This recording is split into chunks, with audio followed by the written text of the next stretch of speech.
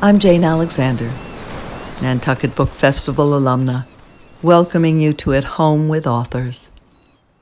In 1992, upon the release of Alice Hoffman's ninth novel, Turtle Moon, New York Times book critic Frederick Bush wrote, "Once charmed into one of Miss Hoffman's stories about the intersection of wounded people who seek to learn where and how to give their love, the reader can't help searching for a happy ending as eagerly as Alice Hoffman's characters labored to achieve it.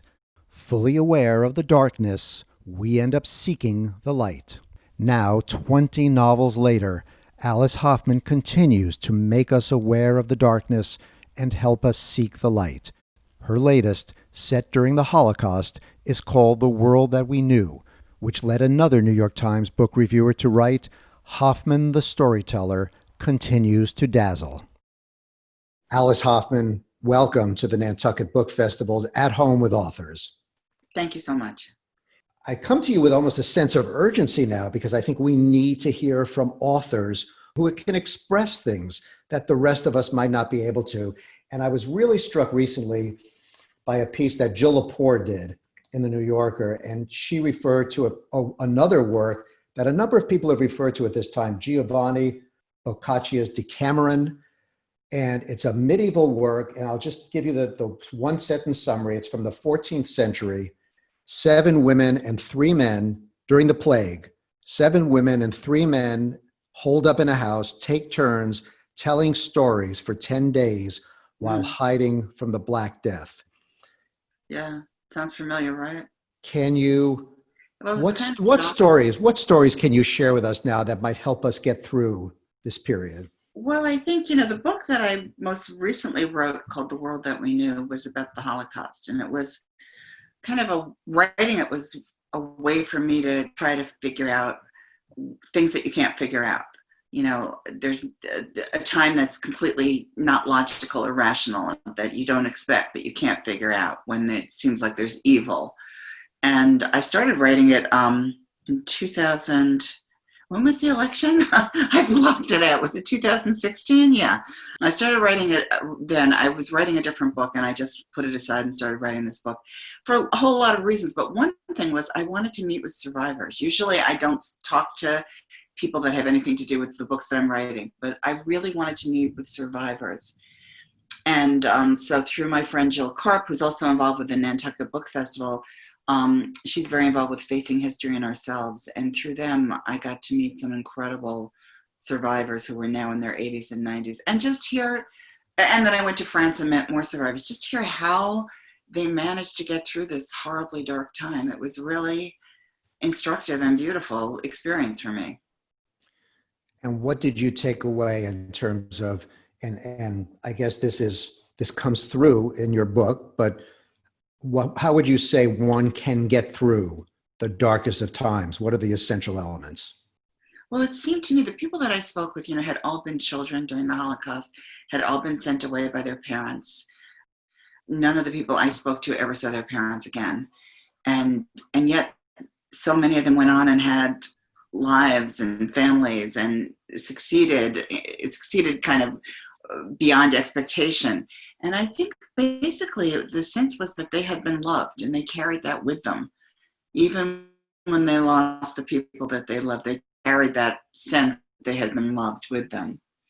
And I think that's really important to remember. Every day I listen to Governor Cuomo speak, and he always ends his speech with, we have to remember that being tough is also being able to love. And I think it's really important to be thinking about that at this time. Do me a favor, because you talk about the power of love, and at the same time, your book is infused with the power of evil and people trying to overcome it or survive during it. If you don't mind, if you have your book available, Yes. If you could just read just the first minute or two. Yeah. The first couple of sentences. Sure. It starts in 1941 in Berlin. If you do not believe in evil, then you are doomed to live in a world that you will never understand. But if you do believe, you may see it everywhere, in every cellar, in every tree, along streets you know and streets you've never been on before. In the world that we knew, Hani Cohn saw what was before her, and she would do whatever she must to save those she loved, whether it was right or wrong, permitted or forbidden. So that's how the story begins. It was arresting to me and kept me. I had to read it from then on, from that moment on. Thank you. So this whole theme of overcoming evil, Yeah.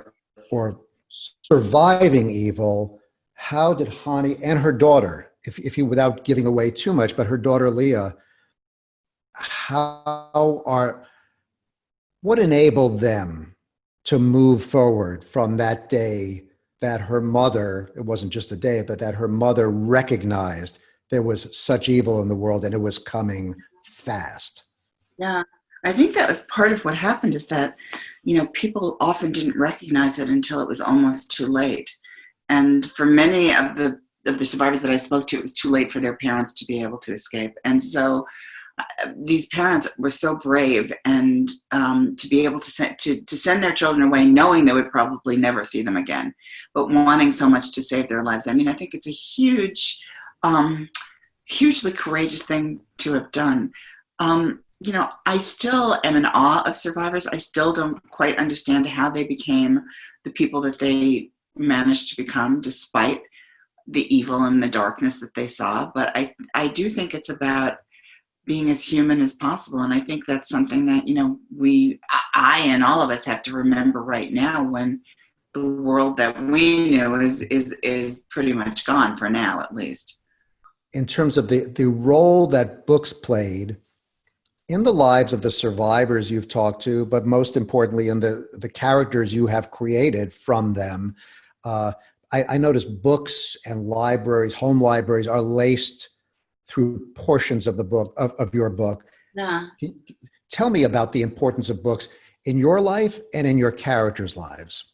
Well, in my life, I feel like reading saved my life and libraries saved my life. So I'm really indebted to librarians who, when I was a child, always let me take out as many books as I wanted to. And I think I found out about the outside world. I mean, I think my life would have been very different if I hadn't been able to imagine that there were other worlds other than the one that I was living in and felt trapped in.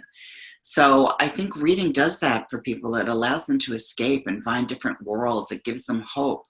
And I think right now is a time when books are so important. I know that, for me, the only thing I can compare it to is 9/11. And when 9/11 happened, I had writer's block for the first time. I just felt like, what's the point of anything? Which I think is very easy to feel right now.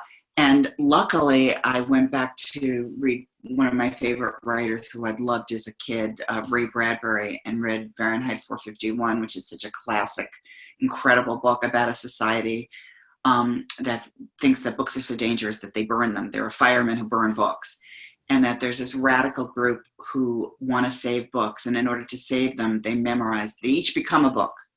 They memorize a book so that even if the books are destroyed, the stories will live.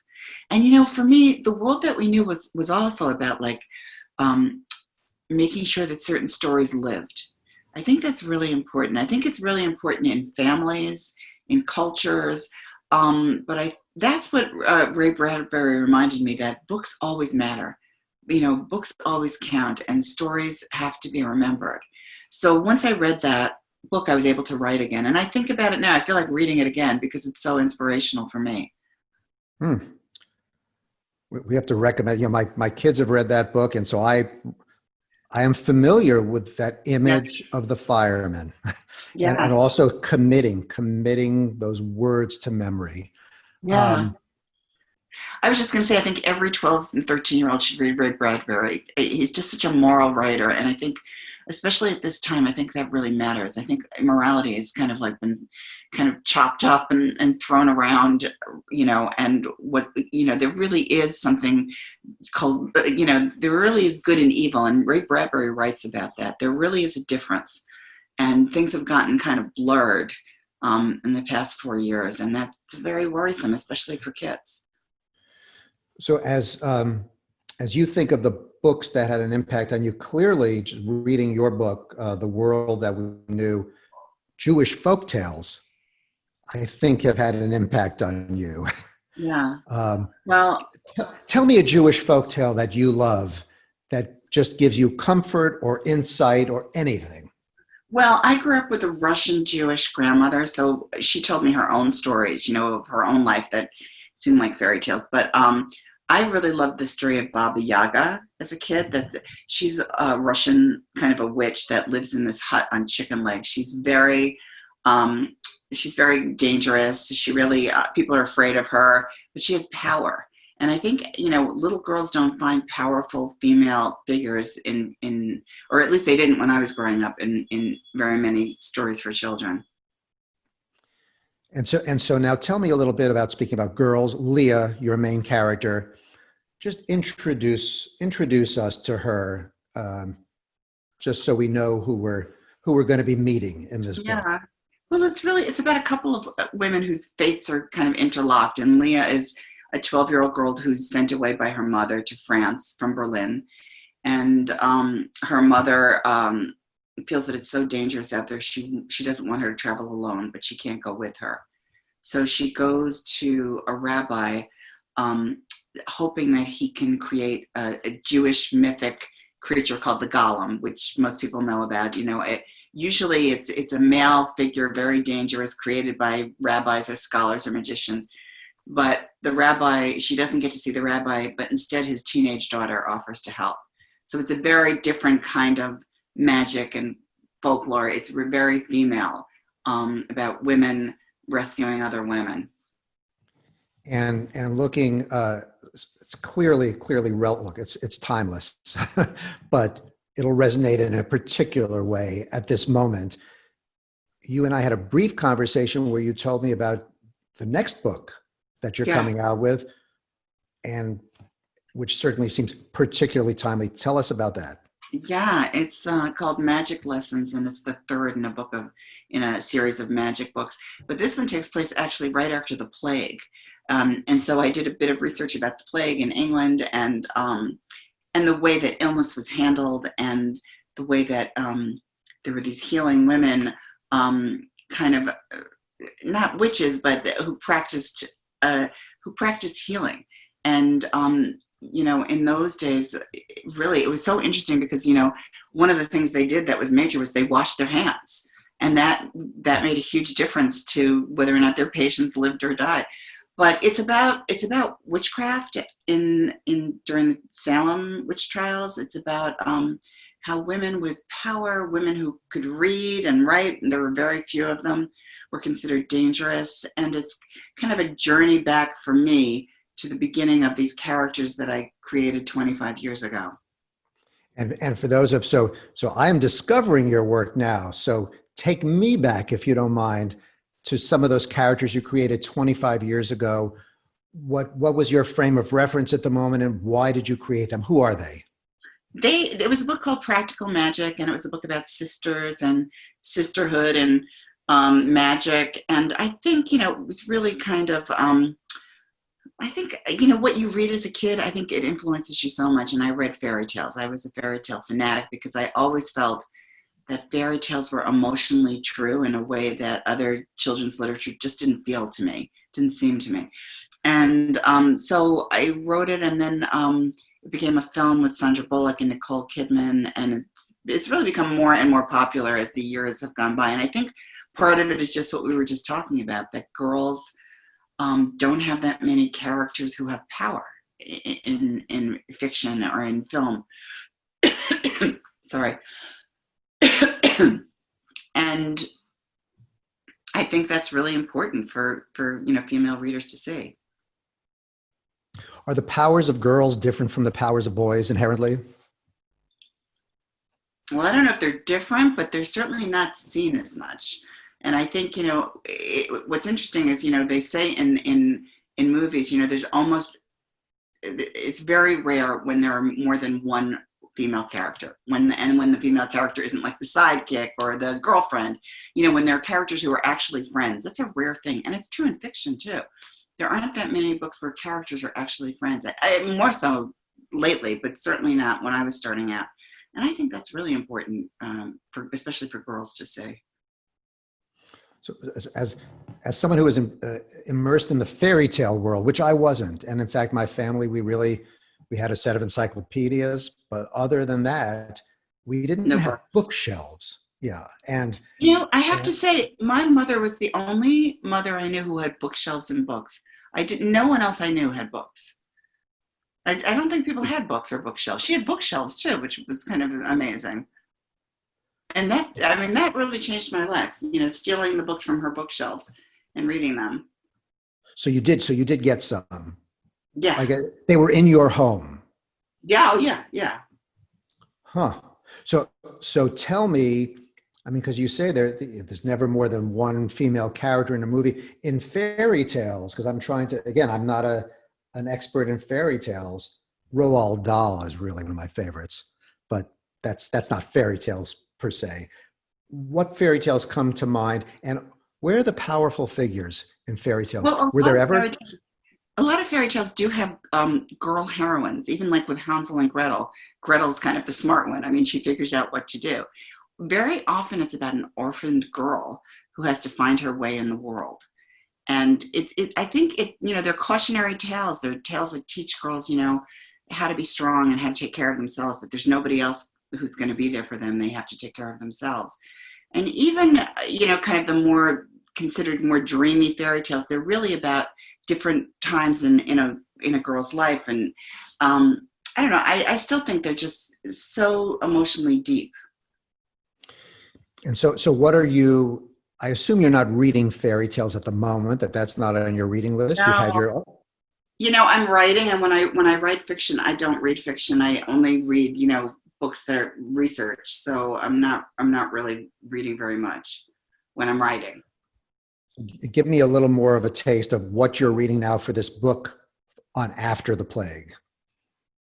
Oh, well, I'm finishing it up. I just read, a huge amount about Salem, about, I have a huge magic library, herbal library. I read about what the theater was like in England right after the plague. It didn't exist.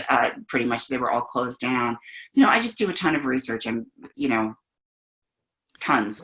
So anything they were doing back then that we should really transpose and recreate in our current society? No. No, I mean, I thought it was interesting, the whole washing of your hands, because doctors didn't used to wash their hands and they just kind of spread illness from one place to another. But no, I think what's interesting is that, these things are always really unexpected. It's like you're living your life and then, there's an explosion. And it's very hard to know when this is going to happen, even though there can be clues. It's hard to piece it together. Whether it's the Holocaust or whether it's a plague. Going back to the Holocaust, I interviewed Elie Wiesel once, and I was always struck by the fact that, did you ever see his lectures at the 92nd Street Y? No, I never did.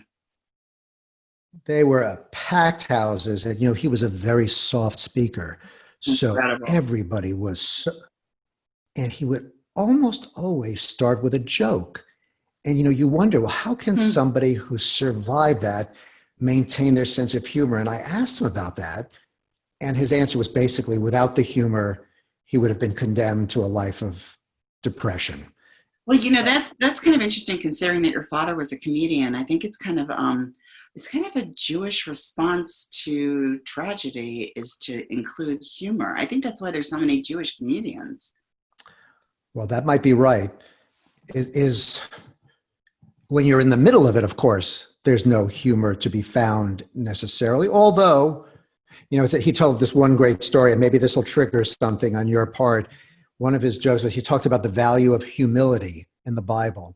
And so two old men are sitting in the park, men of the Bible, and they are debating the value of humility. And one man says, "I am the most humble man I know."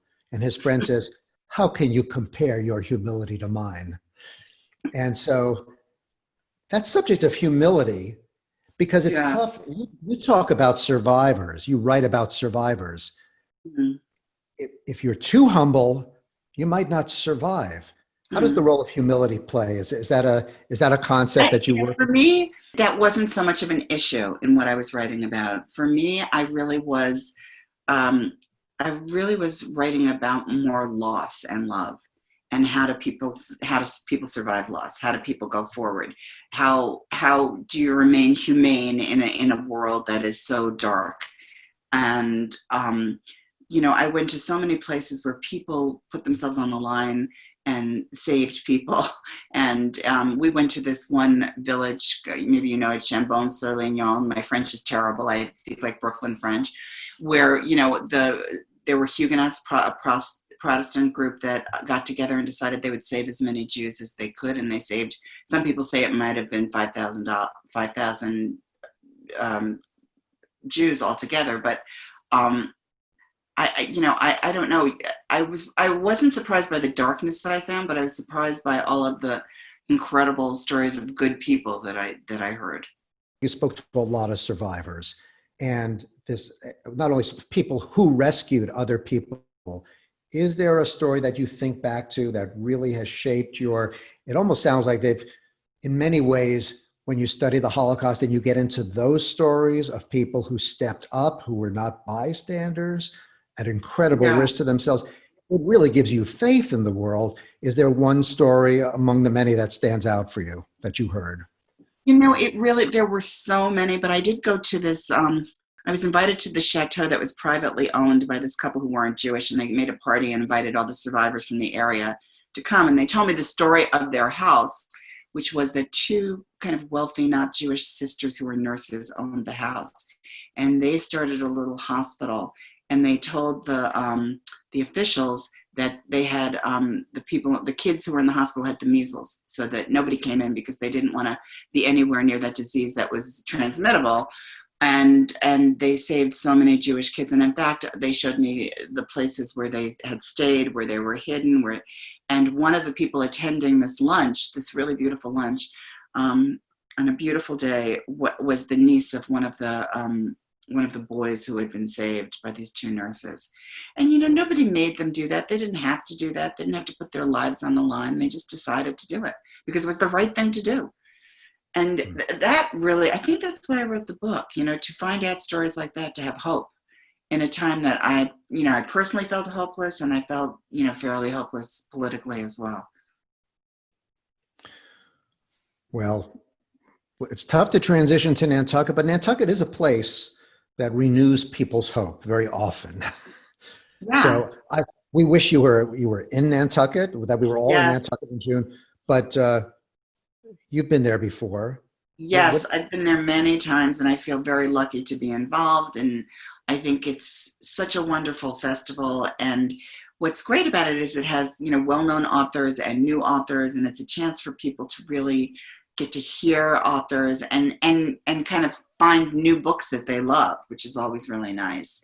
And it's just a great combination of nonfiction and fiction and poetry. And I think people have come to kind of look forward to it in a really deep way, and it becomes part of their calendar and the calendar of their lives. I'm so sorry that not to actually literally be in Nantucket, and I'm really glad to join you in this because I am a big fan of the festival, and I think everyone does such a great job, and it's one of the most fun places for writers to be and to join together. So thank you so much for talking with me today. Well, I know the festival goers are big fans of yours, so thank you for joining us at Home with Authors. Thank you. Bye.